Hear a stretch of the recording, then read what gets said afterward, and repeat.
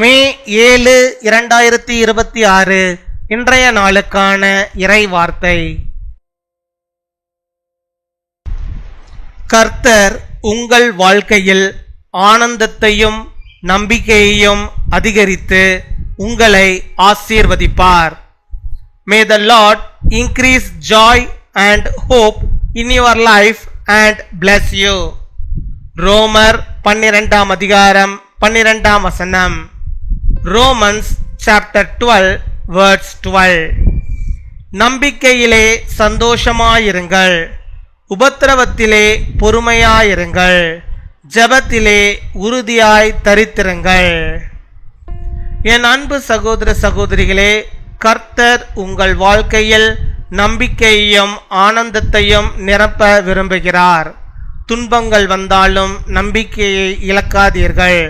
பொறுமையுடன் காத்திருந்து ஜெபத்தில் நிலைத்திருங்கள். கர்த்தர் உங்கள் வாழ்க்கையில் நல்ல காரியங்களை செய்வார்.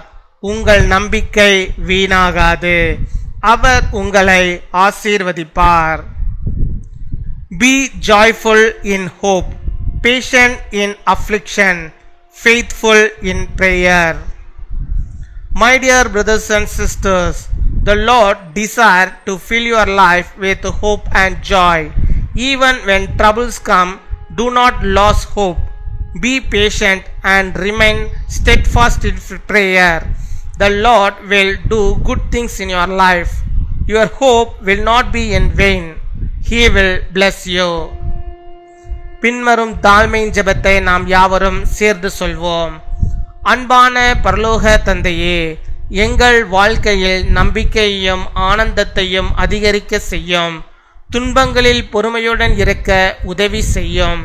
ஜெபத்தில் உறுதியாய் நிலைத்திருக்க வலிமை தாரும். எங்களை ஆசீர்வதித்து நடத்தும். இயேசுவின் நாமத்தில் ஜெபிக்கிறோம். ஆமீன்.